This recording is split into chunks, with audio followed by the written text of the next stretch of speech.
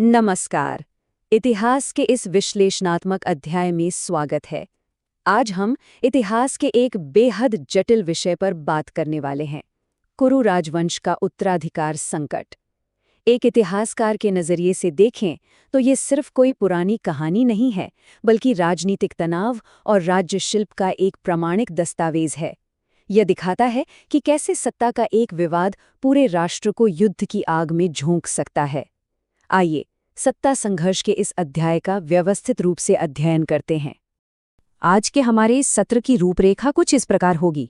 हम शुरुआत करेंगे कुरु उत्तराधिकार संकट से, फिर देखेंगे प्रारंभिक षड्यंत्र, द्यूत क्रीड़ा का वो मशहूर तख्तापलट, कूटनीति की विफलता, कुरुक्षेत्र का पूर्ण युद्ध और अंत में इसके दूरगामी परिणाम और अंतिम शासन व्यवस्था। तो चलिए बिना किसी देरी के शुरू करते हैं। भाग 1, कुरु उत्तराधिकार संकट, राजनीतिक अस्थिरता की शुरुआत। अब देखिए, उत्तराधिकार का ये जो राजनीतिक संकट था, ये रातों रात पैदा नहीं हुआ था। तत्कालीन हस्तिनापुर में दो स्पष्ट प्रतिद्वंद्वी गुट बन चुके थे। एक तरफ सत्ता पर काबिज कौरव थे, दुर्योधन के नेतृत्व में राजा धृतराष्ट्र के 100 पुत्र, जो उस समय एक स्थापित सत्ता थे, और दूसरी तरफ उन्हें चुनौती देने वाले पांडव थे, दिवंगत राजा पांडु के 5 पुत्र, जो वन से लौटकर अपना वैध राजनीतिक अधिकार मांग रहे थे। अगर राजनीति विज्ञान के चश्मे से देखें तो ये एक स्थापित सत्ता और लौटकर आए वैध दावेदारों के बीच का एक क्लासिक टकराव था।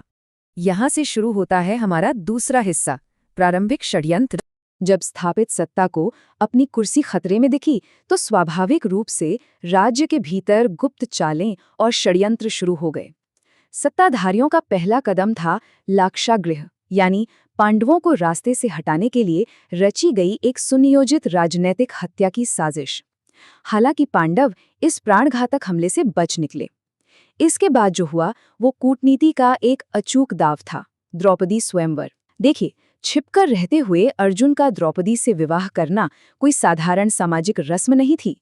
यह शक्तिशाली पांचाल राज्य के साथ किया गया एक बेहद रणनीतिक और सैन्य गठबंधन था।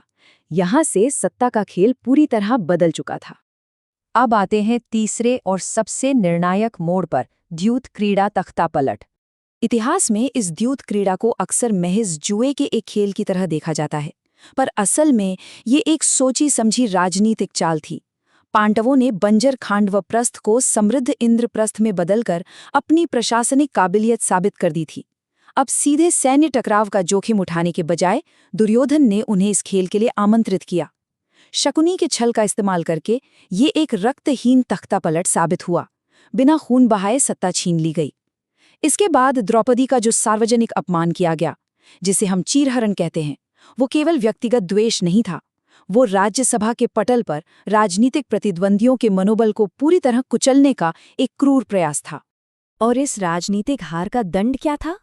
पूरे 13 वर्ष मुख्यधारा की राजनीति से अपने प्रतिद्वंदियों को पूरी तरह मिटा देने की ये एक अचूक रणनीति थी। इसमें 12 वर्ष का कठोर वनवास और उसके बाद 1 वर्ष का अज्ञातवास शामिल था, जहां उन्हें अपनी पहचान पूरी तरह छिपानी थी। इस लंबी अवधि का उद्देश्य बस यही था कि सत्ता पर कौरवों का निर्विवाद एकाधिकार बन जाए और जनता पांडवों को भूल जाए। इसके बाद शुरू होता है भाग 4, कूटनीति की विफलता। 13 वर्ष का वनवास और अज्ञातवास खत्म होने पर कूटनीतिक वार्ताओं का दौर शुरू हुआ। शांति बनाए रखने के एक अंतिम प्रयास के रूप में पांडवों ने अपने पूर्ण आधे राज्य की मांग को छोड़ दिया। उन्होंने समझौता करके अपनी मांग सिर्फ 5 गांवों तक सीमित कर दी। राज्यशास्त्र और अंतर्राष्ट्रीय कूटनीति के नजरिए से देखा जाए तो एक विनाशकारी युद्ध को टालने के लिए किया गया ये एक अभूतपूर्व और अत्यंत विनम्र समझौता था। परंतु दुर्योधन पूर्ण सत्ता के अहंकार में उसने अपना कूटनीतिक रुख बेहद कठोर रखा। उसने स्पष्ट कर दिया कि वो सुई के नोक के बराबर जमीन भी नहीं देगा। और कूटनीतिक मर्यादा का सबसे बड़ा उल्लंघन तो तब हुआ जब राज्यसभा में स्वयं शांति दूत यानी कृष्ण को ही बंदी बनाने का दुस्साहस किया गया। इतिहास गवाह है कि जब एक शांति दूत पर ही हमला हो जाए तो वार्ता के सारे रास्ते बंद हो जाते हैं। अब कूटनीति पूरी तरह विफल हो चुकी थी और युद्ध अपरिहार्य था। इससे हम आते हैं भाग 5 पर, कुरुक्षेत्र का पूर्ण युद्ध। कुरुक्षेत्र के मैदान में सेनाओं के आमने सामने आते ही एक गहरा मनोवैज्ञानिक और दार्शनिक संकट पैदा हुआ। अर्जुन अपने ही स्वजनों, गुरुओं और भाइयों के विरुद्ध शस्त्र उठाने से हिचकिचाए, और ठीक इसी क्षण सामने आता है कृष्ण का कर्म का मार्ग या भगवद गीता का उपदेश।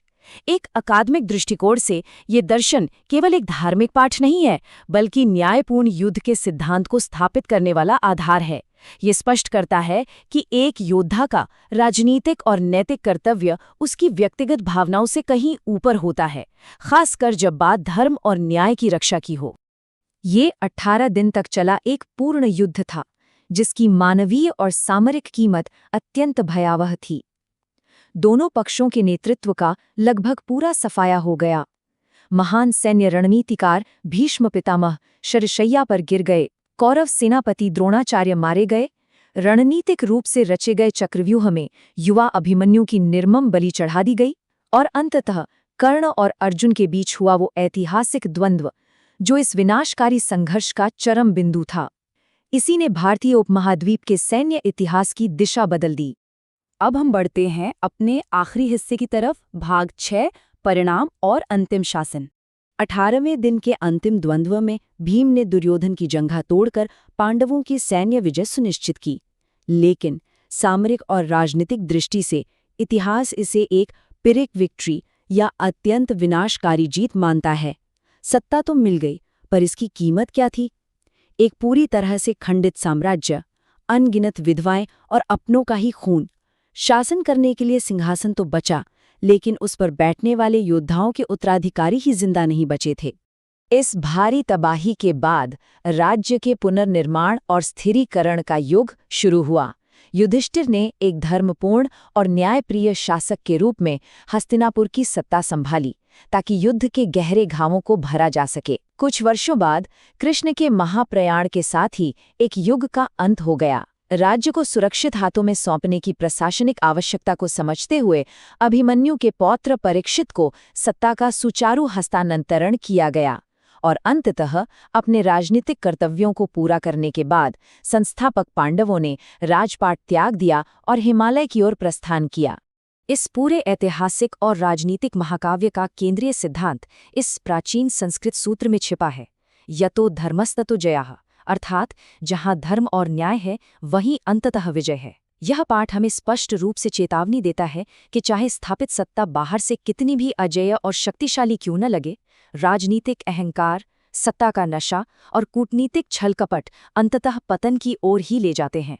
कुरु राजवंश के पतन और इस उत्तराधिकार संकट का हमारा ये अकादमिक अध्ययन हमें एक शाश्वत प्रश्न के साथ छोड़ जाता है।